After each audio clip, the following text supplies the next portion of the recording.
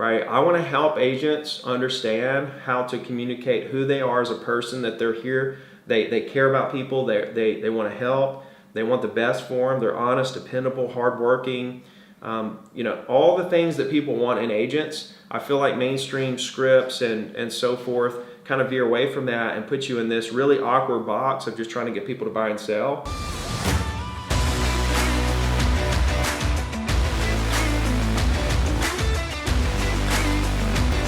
Try to get people to buy and sell road, and there's build a personal brand through just helping people road, right? There's two roads there. Both work, kind of a dealer's choice, but for me, I took both roads, right? In the beginning of my career, I was just trying to get deals done, right? That landed me homeless, bankrupt, sleeping on friends' couches, roofing houses, working on an oil rig, out of the market when the market crashed.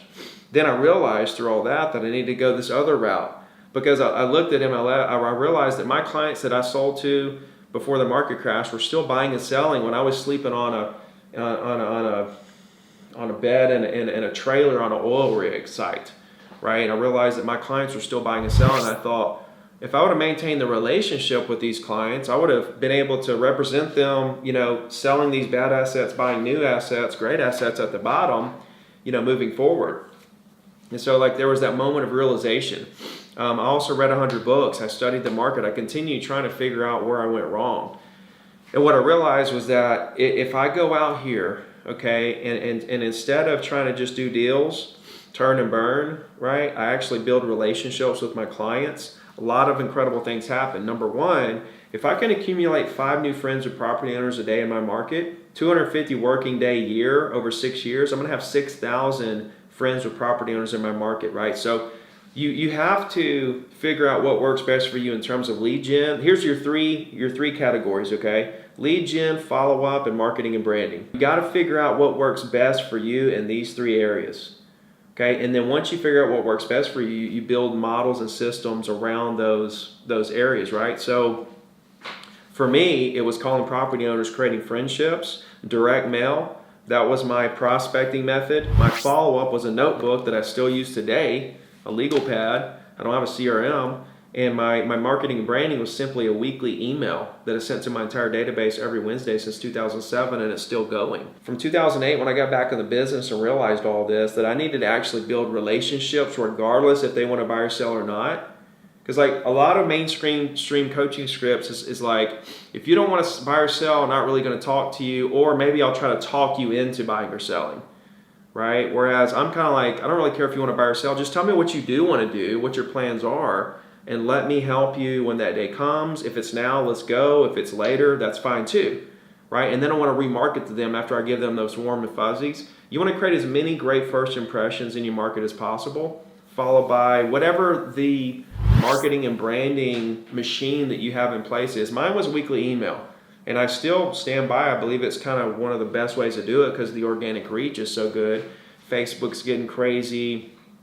Social media is great, but this is more solid, right? And text messaging is really good as well if you can kind of utilize that platform. I still like email over texting, even though I use all, right? Like I do social, in my coaching business, I use social, text, email, everything. Right, so I'm not opposed to any of it.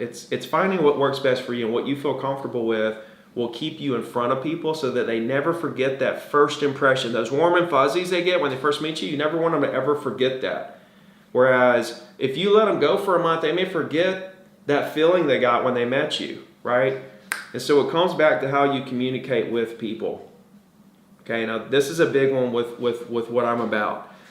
And I'm trying to help you understand there's a process to communicating and articulating who you are as a person to people, making them feel comfortable with you. Now you got something, right? So I'm just kind of going through a lot of just really babbling about a lot of different things that I think about constantly. When it comes to the current market and what's going on and what you guys should be thinking about, again, it doesn't matter what the market's doing.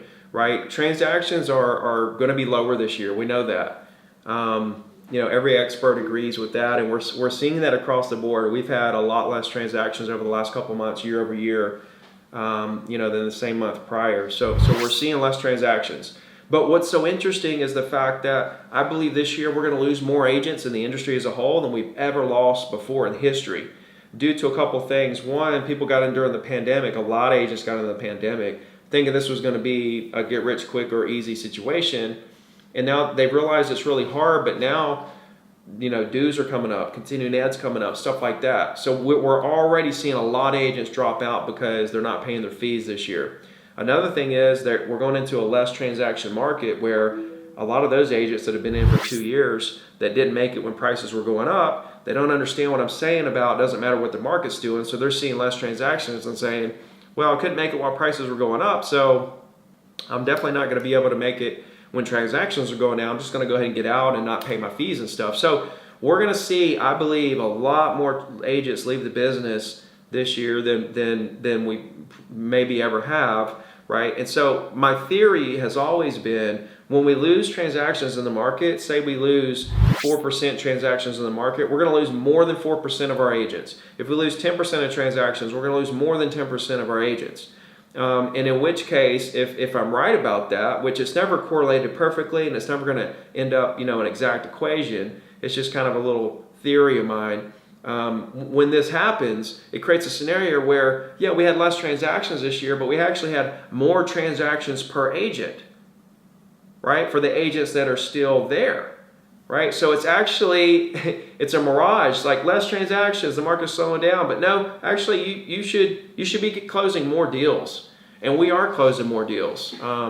We went from closing, 2 or 3 a week to 5 or 6 a week. As interest rates started to come up, we started knocking down pending deals. Why? Because the sellers were actually willing to go out there and list their property. So you guys should be stacking up inventory right now.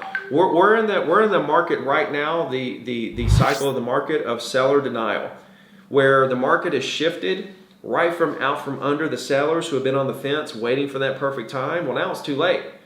And you can't price. See, the strategy for sellers for 18 months has been price at 10%, 20%, 30% higher, right? That's been the strategy that's been working, because even at 20% higher, you're still getting multiple offers and selling it even higher than that. That was working for 18 months. Now it doesn't work. The market has leveled off, right? But we're in seller denial stage right now, where it's too early in the shift for them to really come to terms that this thing has shifted. So they're sitting here saying, oh, well, I'm going to price it 10% higher, 20% higher. So that's, I believe, why we're seeing inventory increase and days on the market increase, because we've got sellers who are overpricing for that leveled market that we're in right now. What we're seeing is we're just stacking up listings where we're getting listings, they're sitting there. Some of them are selling, but a lot of them are sitting there. But then we're able to go back to the seller and say, hey, here's real data. Here's real data right here. Here's how many times it's been shown. Like, here's what other ones in the subdivision or complex are doing. Like, here's real data that we are extremely too high. What do you want to do, right? And the ones who actually want to or need to sell, they're going to reduce their price, and we're going to get some deals done.